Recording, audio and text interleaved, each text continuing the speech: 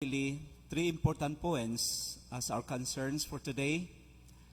We celebrate Mother's Day. Second, we celebrate in the church Good Shepherd Sunday. And we will discuss also about the election tomorrow. So ako nang paningkamutan nga ma-integrate kining tulok ka mga points in my reflection. Every year we celebrate Mother's Day. We honor our mothers, no? Kay kitang tanan ni agi mangyod sa sabakan sa usa ka inahan. Mo na nga angay sila pasalamatan, pasidunggan, is because ang ilang mga pag-antos, ang ilahang mga pagsakripisyo, kung unsa kita karon, kung maayo ang ato ang kinabuhi, atong dumdumon, dili dato ni maabot kung wala ang ato mga ginikanan, labi na ang ato ang mga inahan. Muna nga para nako angay sila pasidunggan, angay tagaan sa pagpasalamat, ug kung ang atong ginikanan ana-ana sa saktong pangidaron, we should always remember, no, out of our gratitude, nga tagaan nato silang kalipay. Subok kayo hunaw-naon nga dunay mga anak nga kanabitawng may hinungdan sa kaguol pag-antos sa mga ginikanan, labi na sa mga inahan. Munang kung naapamoy inahan, naapamoy amahan, tagaay silang kalipay. Kung doon na may mga kahiubos, pagmahay, hinatunta na ma-resolve sa wala, no? Samtang buhi pa sila. Because kung mawala silang kalit sa atong kinabuhi, basin, dili nato makaya ang ato ang konsensya. Labi na kung kita no naghatag kanilang kaguol o mga problema sa ilahang katigulangon. Kanindot kaha nga sila mubiya ning kalibutan nga malipayon. Tagaan na to silang kalipay, kay sila pipila na lang ka adlaw, bulan, tuig sa kinabuhi. Mo na nga, kung natay dili maayo nga relasyon sa ato mga ginikanan, labi na sa ato mga inahan, pangayon na to ang grasya sa Ginoo, nga magpaubos sa atong kaugalingon. Kung dili man maayo ang ilang gihatag nga panig-ingnan, hinautontana kita nga mga anak, andam, musabot ug mudawat kanila. Kay sila atong mga magbalantay. Unang sa second point, no, Good Shepherd Sunday, kung atong i-relate sa kinabuhi sa usa ka pamilya, ang atong mga ginikanan, sila ang shepherds, sila ang magbalantay sa pamilya. Ang gamayng panon nga gitaha sa Ginoo, kaninyo nga mga ginikanan nga naya karon dinhi, you have the responsibility to provide the needs of your family, not only, no, their needs also, no, labi na sa inyong mga anak, to educate them, to have formal education, and most especially as parents, it is your moral responsibility to teach them how to be good, no, how to be a good Christian. Muna ang atong moral principle that we have to always remember, tudluan ninyong mga anak to do good and avoid evil. Kay kamo, mga ginikanan, mga magbalantay sa inyohang panon. Inyong pamilya, inyo ng panon nga giatiman. Muna nga ang challenge, mahimong maayo nga magbalantay. Our model is Christ Himself. Nga siya, isip usa ka maayo magbalantay, nagatiman sa iyang panon, o gayang giingon, my sheep hear my voice. I know them, and they follow me. Makadungog sila sa akong tingog, ug sila musunod kanako. Kung ato na siyang i-relate sa kinabuhi nga espirituhanon, labi na sa ato ang simbahan, ang mga magbalantay sa panon, atong mahulagway kanamong mga gipang-ordinahan nga mga pangulo sa simbahan. Santo Papa, Cardinals, Obispo, Kaparian, o kato nagpuyo sa relihiyoso nga kinabuhi, mga madre. Gitan-aw sa mga tao nga maoy imahin sa maayong magbalantay. Muna nga dunay mga experiences usab sa mga parokyano, ma-appreciate sila kung maayo nga pagdumala ug maayo nga panig-ingnan ang gipakita pananglitan sa kura paroko, sa mga kaparian nga na-assign sa parokya. On the other hand, subo po daw na naon, labi na kung ang mga tao nag-antos. In the sense, wala naka-inspire ang presensya sa kanamo nga mga pari. Mo nang dili kalikayan, kamera pilibakon. No? Mao gyud nay mahitabo. Nya asa man sila nahibalo, ang dali ra makahibalo katong nangalagad sa simbahan. Kung gusto mo mga isyu sa pari, pangutana ang mga lictors. Pangutana ang mga na-squire, lay ministers, ushers. Kay kana sila daghan, kay na silang maistorya. Tinuod di bitaw, no? Dili nato siguro ma-blame. Labi na ang mga samad wala pa naalim. Labi na kung nakasukan, nakasabaan sa pari, ang uban mangwinta ra bagyod, wala ra ba misweldo, libre pa kasaba. Mo na usahay no, mga inana mga panghitabo. Mo nang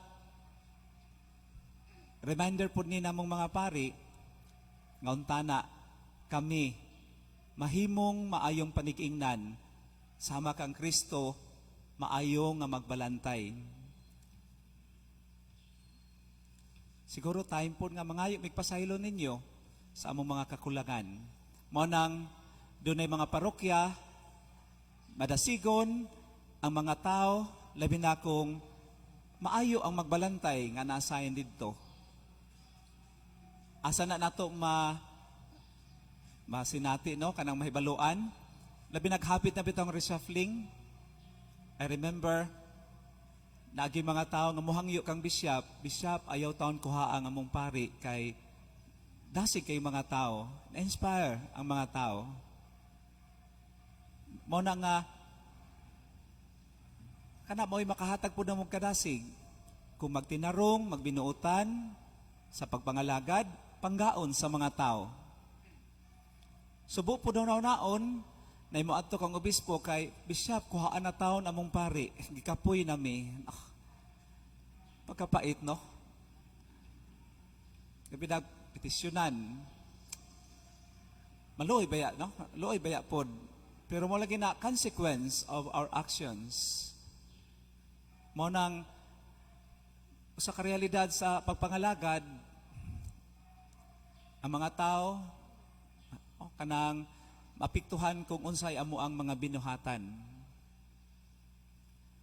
Once again, kipahinumduman kita, we should follow the Good Shepherd. Kami nga mga pari, untana, mabuhat na mo ang amo ang mga buluhaton, labi na sa paggiya, pag-amuma kaninyo nga among mga panon, na kamo magiyahan, mahatagan, maprotektahan.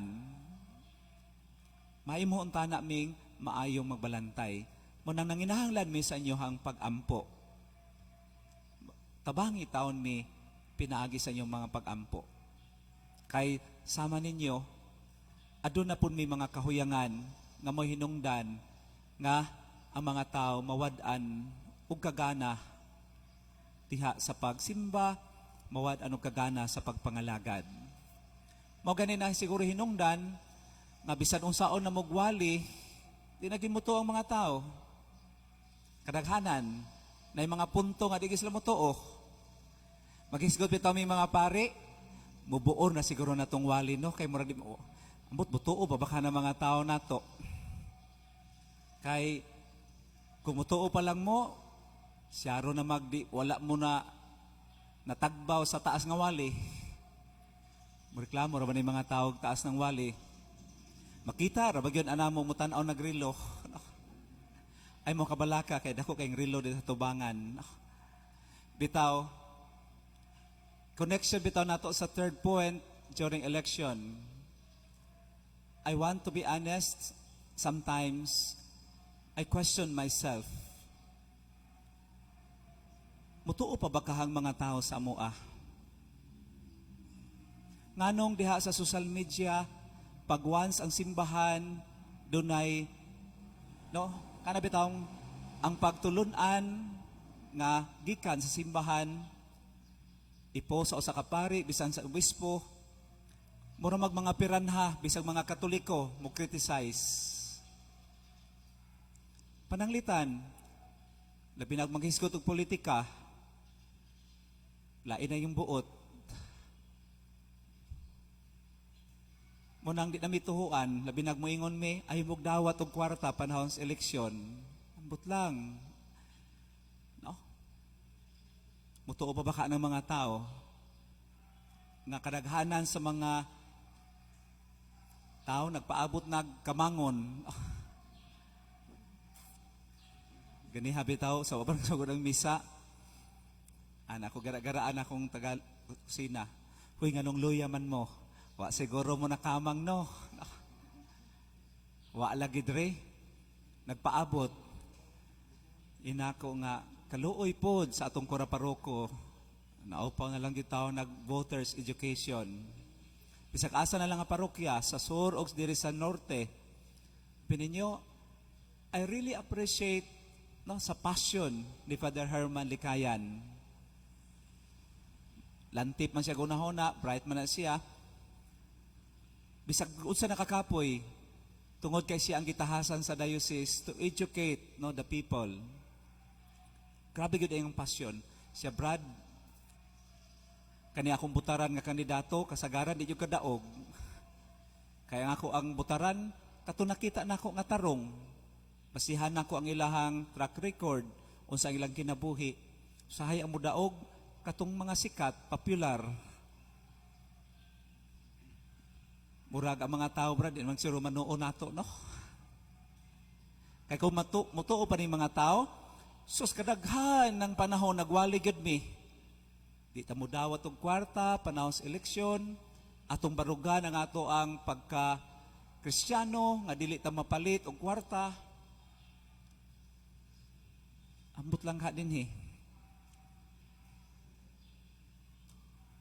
Giingnan na akong taga kusina gani ha.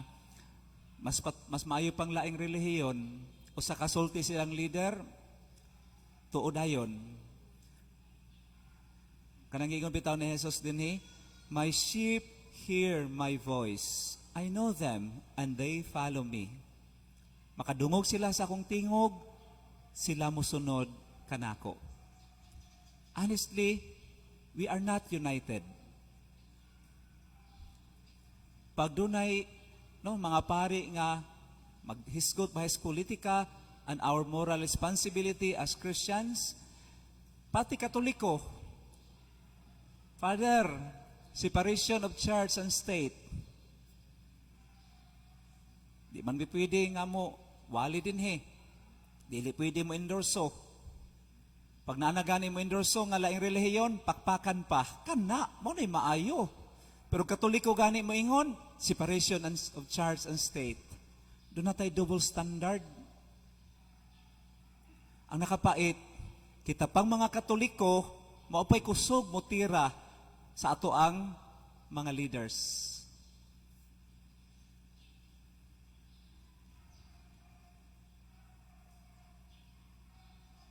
Ugay Katoliko nga mutira sa black voting.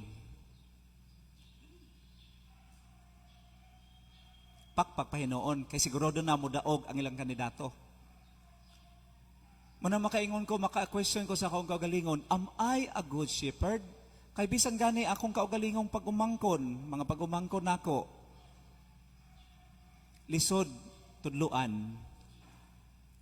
Kaya ang ilahang gituhuan ang social media.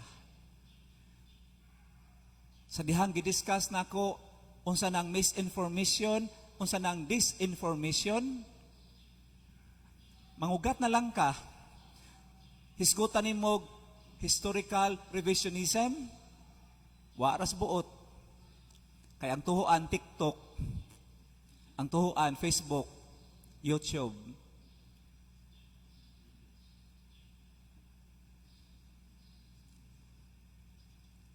Abisan kaugalingon namong mga kadugo. Akong giingnan, sus, kung buhi pa to yung lulag-lulo, wala mo kay balo unsay nahitabo nila during martial law.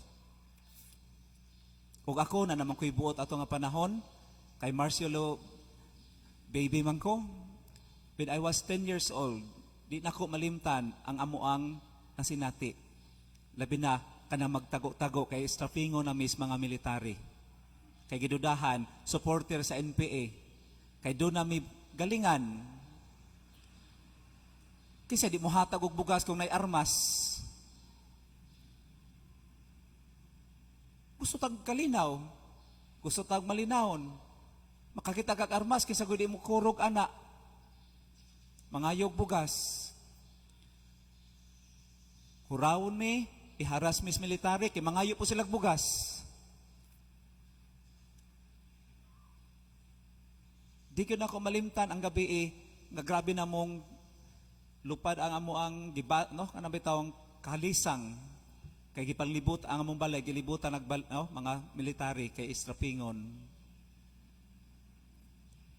Akong gipainomduman ako mga pag-umangkon ana. But still, subuh naon, mas tuhuan nila ang social media. Golden years sa mga loyalist. Golden years sa mga nakapahimulos. But years of sufferings sa mga voiceless. Years of sufferings sa mga sa mga naglisod nga mga lugar.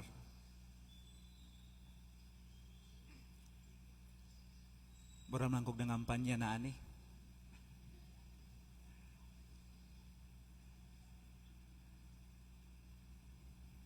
Muna nga ba ang frustrations? Sakitan mi, gikapoy mi. Kada eleksyon na lang,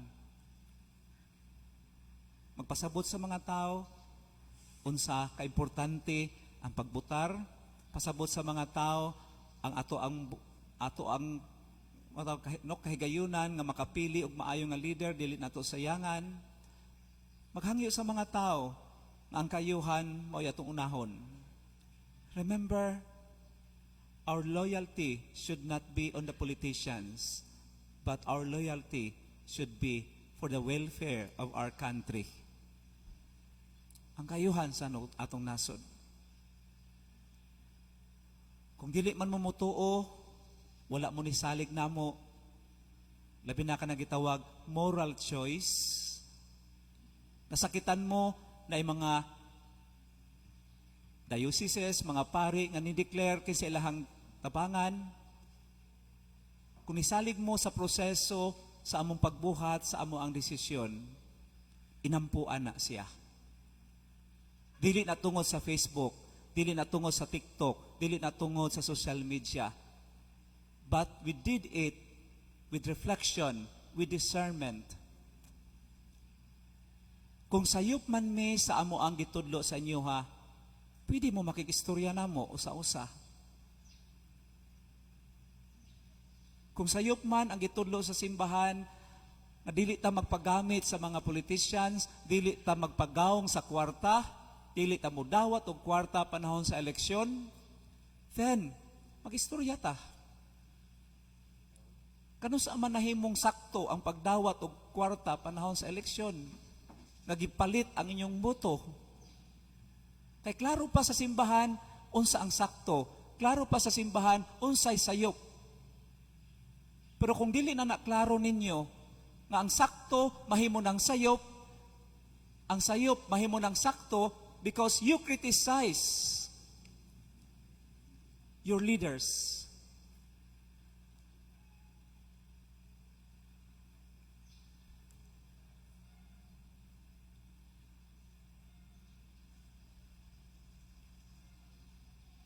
Tinud-anay di makapausab ninyo. Bisa pag-unsa ka taas among mga wali. Kay pwede ra na sulod sa usa ka dalunggan lapos sa pikas. Mo na makaingon ko usahay may panglaing relihiyon. Naminaw pa ang ilang panon sa ilang magbalantay.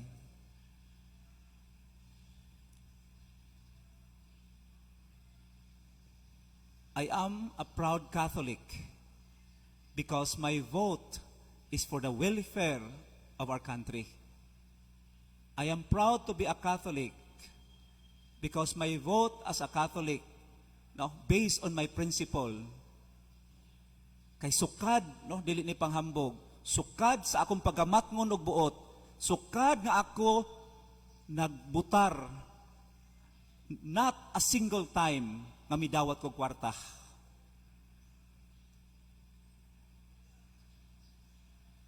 Kay pagsugod na kog butar, nanako sa seminaryo. Ug ang among mga formators nagtabang namo paghimo sa sakto nga desisyon. Ug ako naminaw sa ilang tingog. Ug sukad atong pagsugod na kog butar, gibarugan nako ang prinsipyo. Never, never, never mo dawat og kwarta.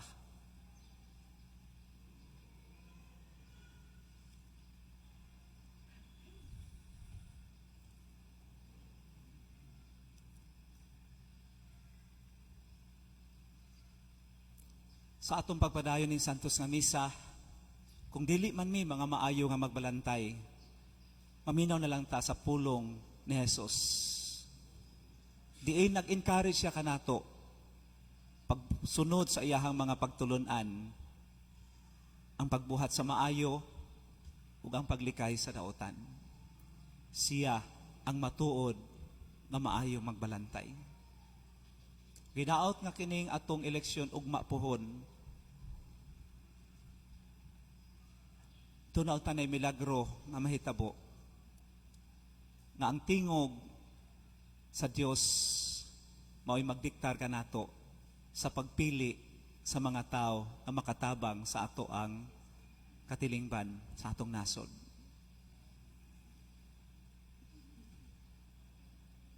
Please all stand.